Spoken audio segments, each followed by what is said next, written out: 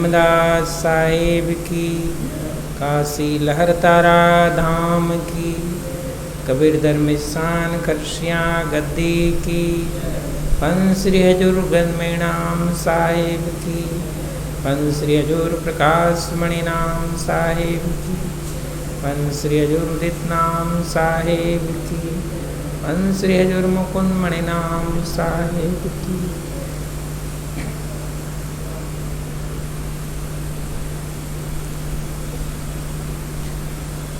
नमो नमो गुरुदेव को, नमो कबीर सकृपाल, नमो संत शरणागति सकल पाप भंजन।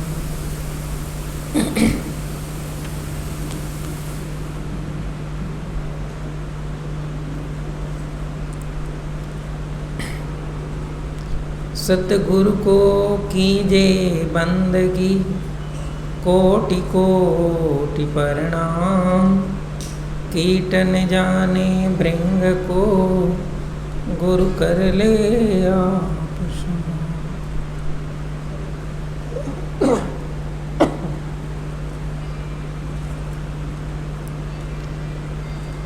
आज इस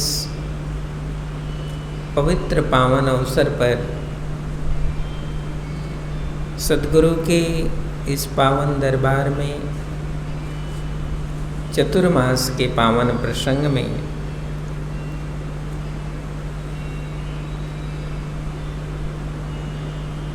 आज सात्विक यज्ञ आनंद आरती,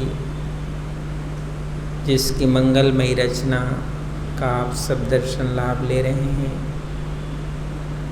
दूर से बैठकर इस ज्ञान यज्ञ का दर्शन प्राप्त कर रहे आप सभी जिज्ञासुजन जूम फेसबुक के माध्यम से, सभी प्रेमीजन, प्रत्येक दिन आप सब इस समय सत्संग भजन का श्रवण लाभ लेते हैं। आज विशेष रूप से जोधपुर निवासी भक्त गुलाब कंवर परिवार की ओर से सात्विक यज्ञ चौका आरती का विधिवत आयोजन किया गया। उनके परिवार की ओर से भोजन प्रसाद की भी व्यवस्था सभी संतों के निमित्त रखी गई है।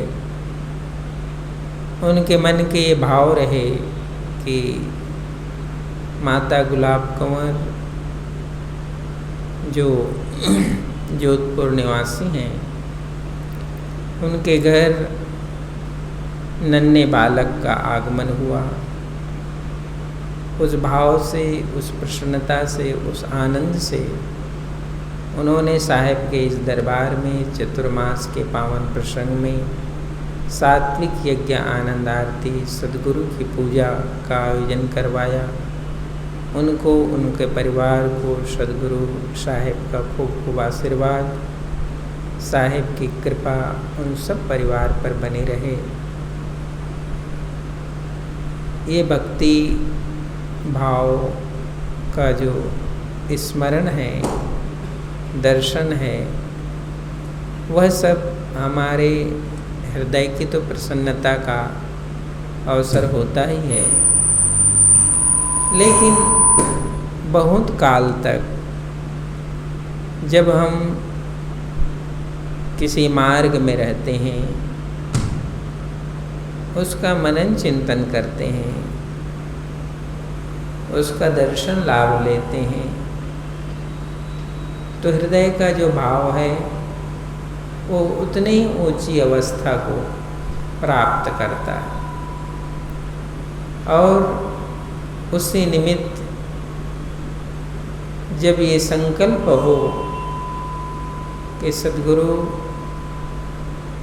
आपका दर्शन मैं उस रूप में करना चाहता हूँ जिस रूप में सद्गुरु कबीर साहेब सतपुरुष की पूजा के विधान की रचना धर्मदास साहेब के प्रांगण में की थी, उस विधि का दर्शन।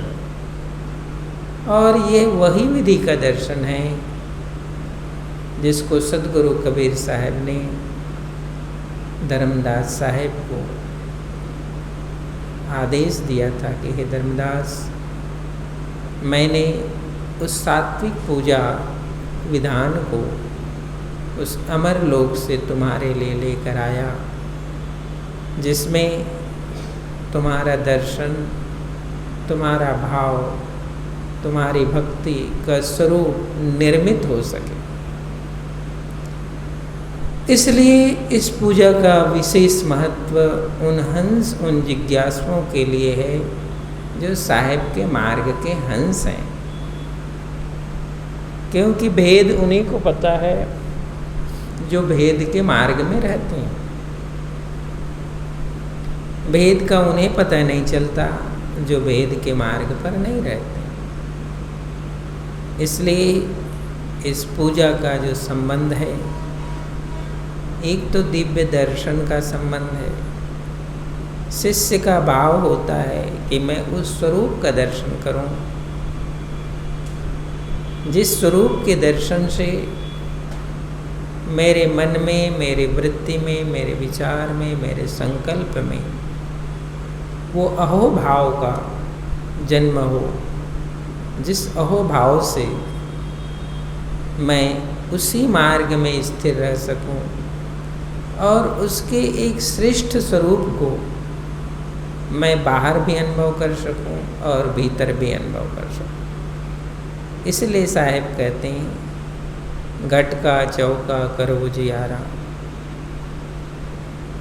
जिस प्रकार सद्गुरु ने बाहर की चौका की रचना की, उसी प्रकार घट की भी चौका, पवित्रता, आनंद की रचना मनुष्य के जीवन में उसे खुद करना पड़ता है। तभी उसका जीवन बाहर और भीतर से एक जैसा होता है, एक स्वरूप जैसा होता है। जब बाहर हम दूसरे तरह से रहते हैं, अंदर स्वभाव दूसरे तरह का होता है, तो उससे दूसरे को कोई नुकसान नहीं होता। लेकिन स्वयं के चित्त जो है,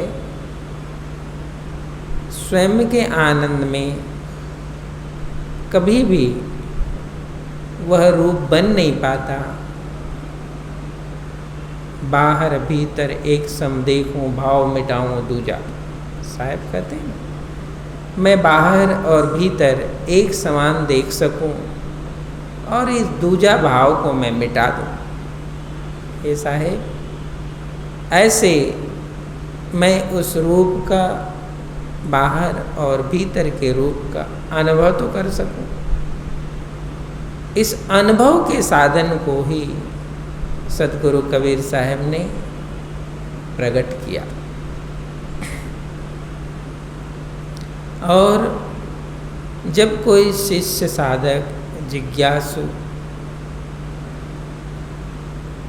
अंदर और बाहर एक छवि निर्मित करता है, एक रूप निर्मित करता है, तो उस रूप में वो अपने को विलीन करता है, अपने को समाहित कर देता है। और एक पल के लिए, एक क्षण के लिए उस शिष्य साधक की सुरति ठहर जाती है। और ठहरी हुई सुरति, जितने काल तक सुरति ठहरती है, उतने काल तक सुरति जो है जगत की किसी भी दशा से मुक्त होती है। और यही एक अभ्यास है कि सुरति कैसे जगत की जो प्रपंच है, जगत की जो ये रचना है, उससे कैसे ऊपर उठ सकता है, एक पल का भी साधन उसे उपलब्ध हो। इस निमित्त सतगुरु कबीर साहब ने इस पूजा का विधान बताया। दूसरा, मनुष्य के पास देखने की दो दृष्टि, जिससे वो बाहर संसार को देखता है। और प्रथम वो अपने संत गुरु को भी उसी दृष्टि से देखता है। पहली मुलाकात तो इसी दृष्टि से ही होती है। ये पहला दर्शन, पहली मुलाकात बाद में भक्ति की गहराई में पहुँचे, ज्ञान की ऊंचाई में पहुँचे, लेकिन पहला दर्शन जो है इस बाहर की दृष्टि से ही होती है। तो सदगुरु कबीर साहब ने उस शिष्य, उस अंश को ये विधि बताया कि हे धर्मदास, एक दर्शन को जो उपलब्ध तुम होना चाहते हो तो सात्विक सदगुरु की स्वरूप और पूजा का दर्शन करना, जिससे तुम्हारा चित्त जुड़ा हुआ है, जिससे तुम्हारा मन जुड़ा हुआ है, जिससे तुम्हारी सुरती जुड़ी हुई है। इसीलिए साहब ने कहा, बाहर भीतर एक समधि को भाव मिटाऊं दूजा। कब वह समय आएगा, कब वह अवसर आएगा कि मैं बाहर और भीतर एक समान देख सकूं, एक समान अनुभव कर सकूं, और जो दूजा भाव है उसको मिटा सकूं।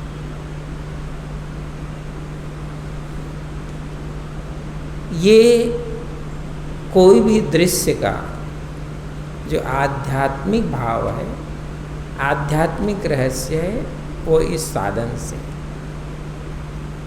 इसीलिए बहुत बार किसी के मन में ये प्रश्न पैदा होता है, इस पूजा के दर्शन से क्या होगा। उसका मन ठीक ही प्रश्न करता है।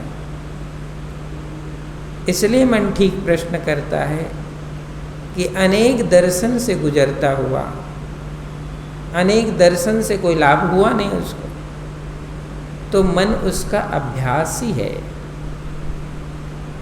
मन उसका अभ्यासी है, इसलिए जब अनेक दर्शन से कोई लाभ नहीं हुआ तो सोचता है इस दर्शन से भी कोई लाभ नहीं होगा, क्योंकि मन का अभ्यास है। तो इसलिए उस मन में एक ख्याल आता है, स्मरण आता है। लेकिन एक बात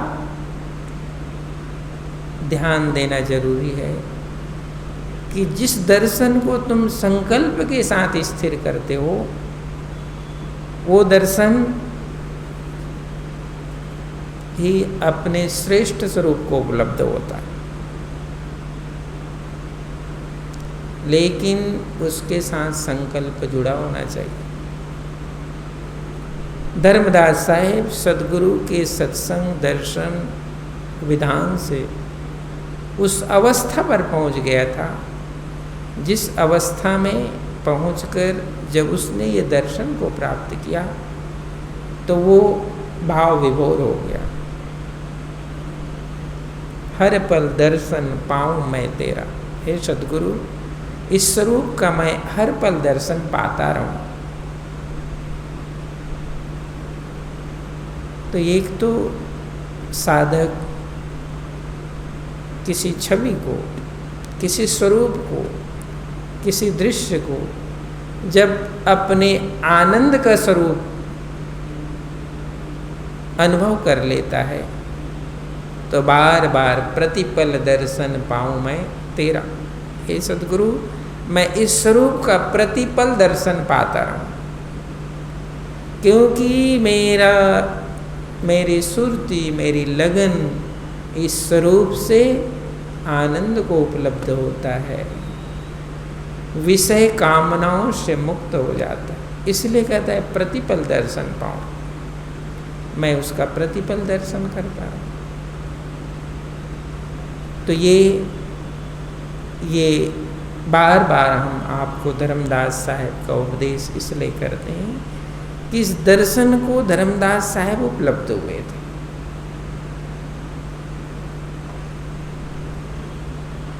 तो जब भक्ति के मार्ग पर हम चलते हैं, साधन के मार्ग पर चलते हैं, किसी विधि का अनुसरण करते हैं, तो प्रतिपल दर्शन में कौन से स्वरूप निर्मित होता है, ये ध्यान का भी विषय बन जाता है, ये सुमरन का भी विषय बन जाता है, ये लगन का भी विषय बन जाता है।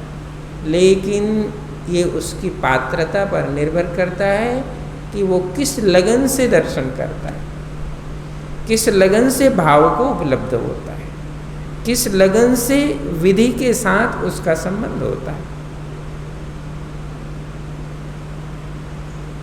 इसलिए हम कहते हैं कोई व्यक्ति बहुत दिनों से प्रतीक्षा करता रहता है, प्रतीक्षा करता है, वो आएंगे, वो आएंगे, वो आएंगे। इस बीच बहुत लोग आ जाते हैं, इस बीच वो प्रतीक्षा करता रहता है कि वो आएंगे, वो आएंगे, उनके आने की प्रतीक्षा है उसको। लेकिन इस बीच न जाने कितने लोग आकर गुजर गए, लेकिन कितने लोग आकर के गुजर जाने से उसकी प्रतीक्षा टूट गई, उसकी प्रतीक्षा समाप्त हो गई, रत्ती भर समाप्त नहीं। क्योंकि जितने लोग उधर से गुजरे थे उसके प्रति उसकी प्रतीक्षा में 1% भी भाव नहीं था, इसलिए तो वो गुजर गए। लेकिन उसकी प्रतीक्षा और लगन उतनी ही बाकी रही, कहीं कम नहीं हुआ। क्यों? क्योंकि वो उस स्वरूप की प्रतीक्षा कर रहा है जिसके लिए हृदय में प्रतीक्षा पैदा हुई है, एक लगन पैदा हुई है, एक भाव पैदा हुई है। और जिस पल वो आ जाएगा उस पल मानो उसकी ये आंखें बंद हो जाएगी कि मेरी प्रतीक्षा आज पूरी हो गई। भले इस प्रतीक्षा के बीच में 1000 दृश्यों को मैंने गुजरते हुए देखा था, लेकिन ठहरा कोई नहीं। गुजरे बहुत कुछ, लेकिन किसी के ठहराव नहीं हुई। लेकिन आज उस प्रतीक्षा का आगमन हो गया, और आज के बाद कितने ही लोग गुजर जाएं फिर भी कोई फर्क पड़ता नहीं है, और पहले कितने ही लोग गुजर गए उस पर भी नहीं फर्क पड़ा। इसको कहते हैं लगन। ये लगन है, ये प्रतीक्षा है। हजारों लोग गुजर गए मेरी प्रतीक्षा के बीच, मुझे फर्क नहीं पड़ा। लेकिन जिस काल मेरी प्रतीक्षा पूर्ण हुई, मेरा वो स्वरूप का दर्शन पूर्ण हुआ, उसके बाद 1000 लोग फिर गुजर गए, लेकिन कोई फर्क नहीं पड़ा। ये लगन है। उस लगन के बिना किसी स्वरूप में न भक्ति स्थिर होती है, न माया अपने प्रपंच से तुम्हें मुक्त होने देता। इसलिए धर्मदास साहेब ने कहा कि साहेब प्रतिपल दर्शन पा सकूं, उस रूप का प्रतिपल दर्शन पा सकूं, ऐसा मेरे हृदय में ये जो पवित्र भाव है उस रूप का मैं दर्शन पा सकूं। तो सदगुरु कबीर साहब ने इसीलिए इस स्वरूप की रचना कर दी, और वो कहते हैं जो रचना है लोक की सोचों का विस्तार, उस अमर लोक में एक विधि रचना का मैंने दृश्य हे धर्मदास तुम्हारे इस पवित्र आंगन में उपस्थित किया है। इस दर्शन में अपने सुरती को लगाना, अपनी लगन को लगाना। इस सुरती और लगन को लगाकर तुम उस दर्शन को उपलब्ध हो जाना। कम से कम उस स्वरूप में तो तुम्हारी सुरती स्थिर हो जाए, टिक जाए। ये है इस पूजा का विधान। लेकिन जब मन और बुद्धि एक दूसरे रास्ते पर रहता है और तुम दूसरे रास्ते पर रहते हो, तो कभी कोई घटना नहीं घटती। न ध्यान की घटना घटने वाली है, न सुमरन की घटना घटने वाली है, कुछ भी घटना नहीं घटने वाली है। तुम लाख कोशिश कर लो, कोई घटना नहीं घटेगी। और वो एक जन्म में नहीं घटेगी, कई जन्म नहीं घटेगी। ये है भक्ति की लगन, ये है सुरती की ताकत।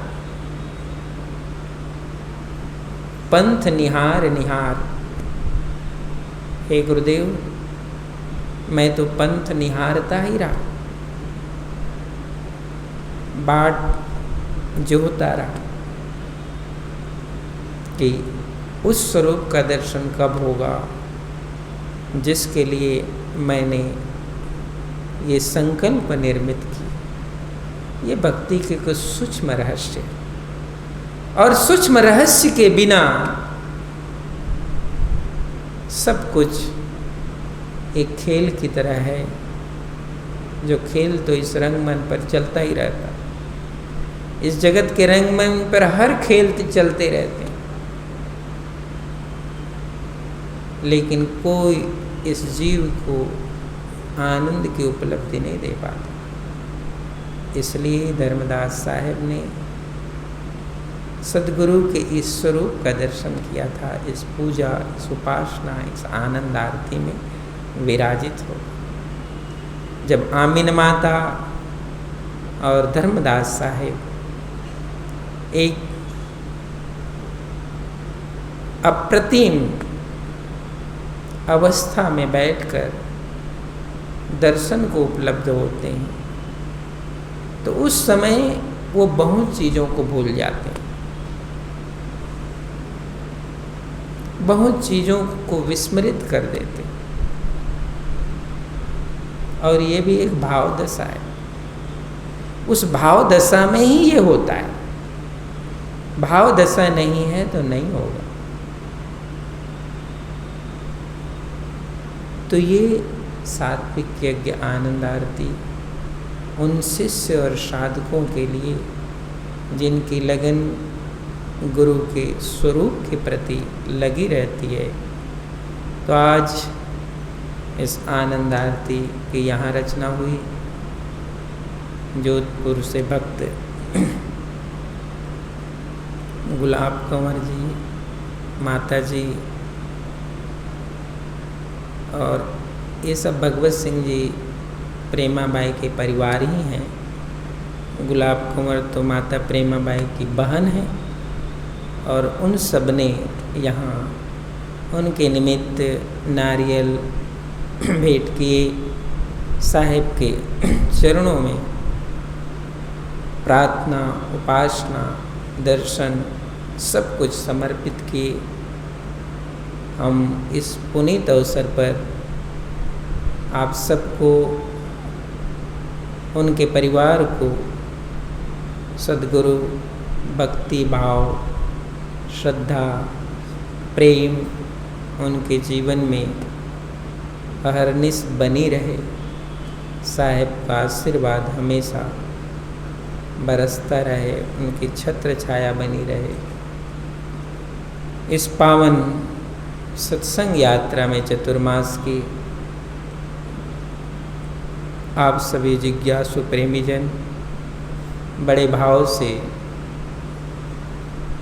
इस कथा प्रसंग का दर्शन लाभ लेते हैं, और लगातार लगभग 1.5 माह से इस सत्संग का प्रवाह प्रवाहित है। बहुत लोग दूर से भी लाभ लेते हैं, और बहुत लोग नज़दीक से भी चूक जाते हैं। बहुत से लोग दूर से लाभ लेते हैं, और बहुत लोग नज़दीक से चूक जाते हैं। और यही जिसे हम गणित नहीं लगा सकते, जिसे हम जोड़ घटाव नहीं कर सकते, ये है ज्ञान और भक्ति की महिमा। तभी तो दूर का भी व्यक्ति जुड़ जाता है, और नज़दीक का भी व्यक्ति वंचित रह जाता है। ये इसकी महिमा है, ये रहस्य।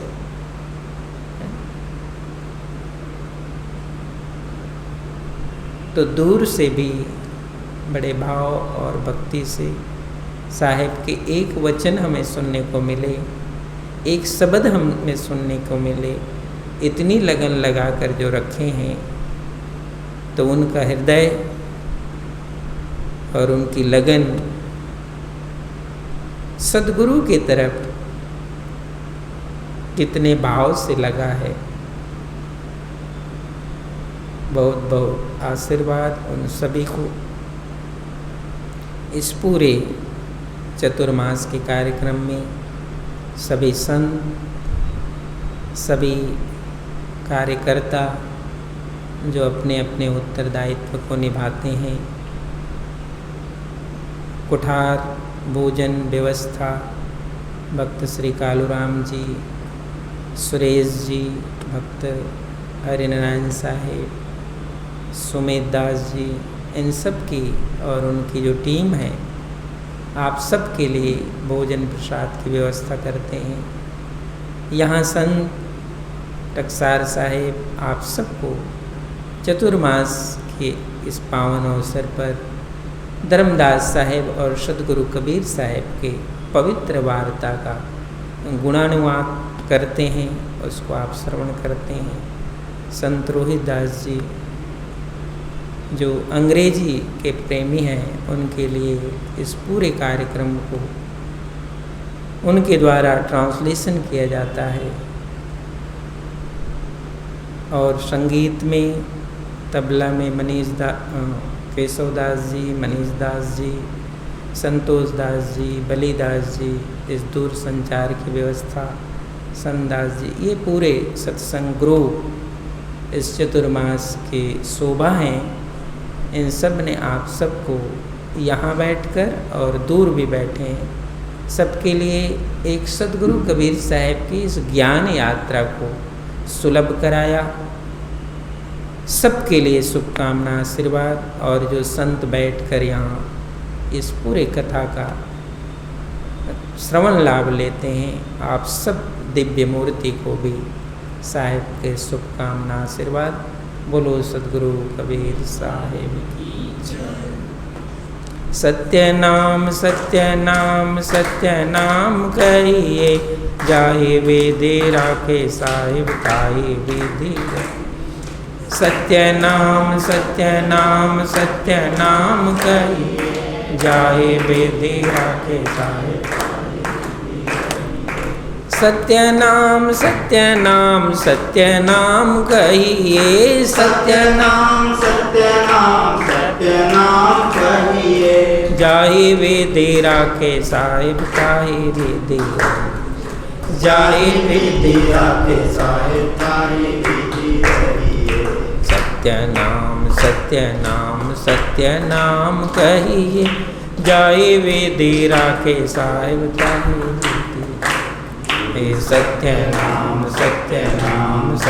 नाम कहिए, जाहि वेदे राखे साहिब ताहि विधि।